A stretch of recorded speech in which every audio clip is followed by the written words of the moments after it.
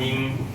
قال النبي صلى الله عليه وسلم عن جابر رضي الله تعالى عنه قال لعن رسول الله صلى الله عليه وسلم آكل الربا وموكله وكاتبه وشاهديه وقال هم سواء. حضرت جابر رضی اللہ تعالیٰ عنہ فرماتے ہیں کہ نبی کریم صلی اللہ علیہ وسلم نے لعنت فرمائی ہے. سب سے پہلی بات تو یہ کہ میری آپ کی لعنت نہیں ہے. کہتے ہیں نا بھائی تیرے اوپر لعنت ہو. یہاں لعنت کرنے والی ہستی دیکھو جن کا قبول ہونا یقینی ہے. رسول اللہ نے لعنت فرمائی ہے سود کھانے والے پر، کھلانے والے پر، لکھنے والے پر اور گواہ بننے والے پر. یہ جو بیاج کا چکر ہے نا، ہم نے کتنا آسان سمجھ لیا ہے. بھائی قرآن نے جنگ کا اعلان کیا ہے اور اللہ کے سامنے جنگ کرنے کی کس کو ہمت ہے؟ اللہ کی لاٹھی آواز نہیں کہتے ہیں نا. اللہ کے سامنے کوئی جنگ نہیں کی. اتنی بڑی بات ہے، اتنی بڑی بات ہے.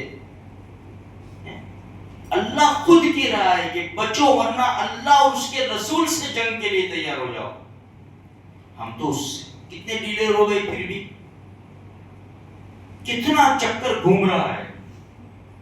اچھا دوسری بات، اللہ کے رسول فرماتے ہیں مجھے معراج کرائی گئی. ایک قوم کے اوپر سے گزر ہوا جن کے پیٹ گھروں کی طرح تھے اور اندر سانپ تھے. جبریل سے پوچھا یہ کون لوگ ہیں؟ اللہ کے رسول یہ بیاج کھانے والے لوگ ہیں. اور ایک حدیث نبی کریم صلی اللہ علیہ وسلم نے فرمایا کہ سود کے 70 حصے ہیں.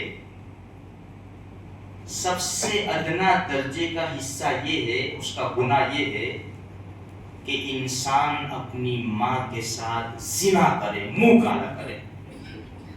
اندازہ لگاؤ.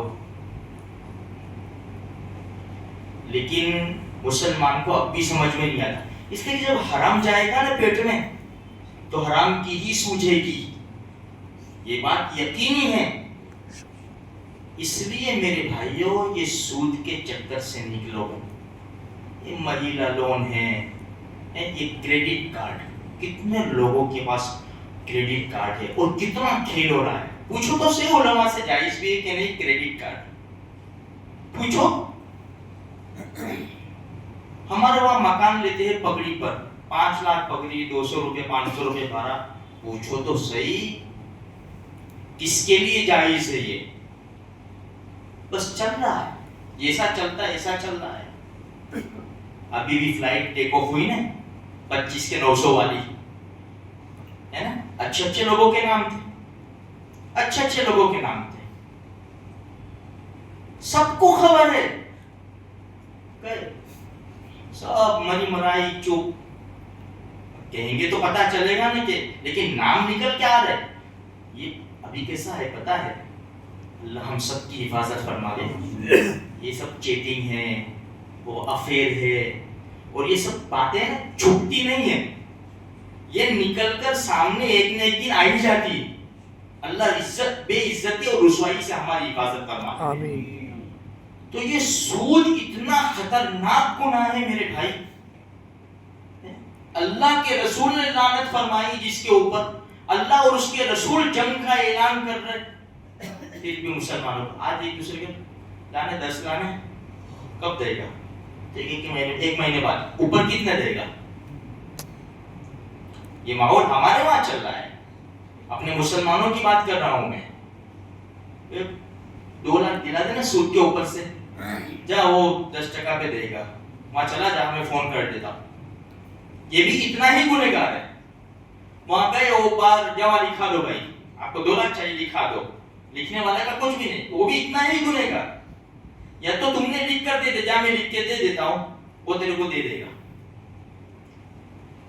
بڑی خطرناک چیز ہے میرے بھائیوں.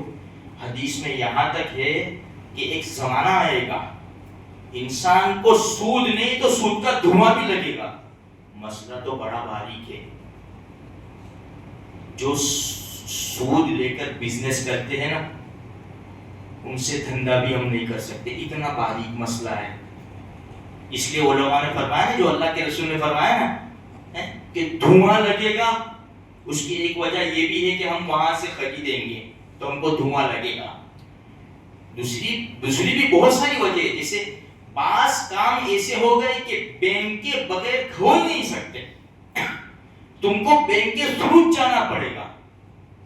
ہاں بہت ساری چیزیں ہیں کہ بھائی جو حکومت کی طرف سے ضروری ہے اس میں ہم مجبور ہیں, لیکن اس کے علاوہ میرے بھائیوں یہ چھوٹی موٹی چیزوں میں سود لینا, سودی کاروبار کرنا لوگوں نے دھندا بنا لیا. پہلے کیا لائسنس والے کرتے تھے, اب تو لوگوں نے دھندا بنا لیا. ایک چھوٹی سی بات بتاؤں, میں نے ایک جگہ بیان کیا تو دوسری جمعہ کو دو آدمی ساتھ میں وضو کرنے بیٹھے ہیں, تو ایک آدمی دوسرے کو کہتا ہے گزشتہ جمعہ کا پورا بیان میرے اوپر تھا. اس کی طرف دیکھتا ہے تو اچھا تو بھی یہ کام کرتا ہے, دیکھو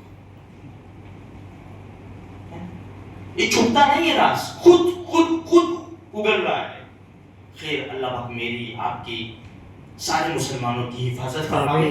اللہ حلال پاکیزہ سکون اطمینان والی روزی اللہ تبارک و تعالی ہمیں نصیب فرمائے. ہر قسم کے حرام سے اللہ پاک ہماری حفاظت فرمائے.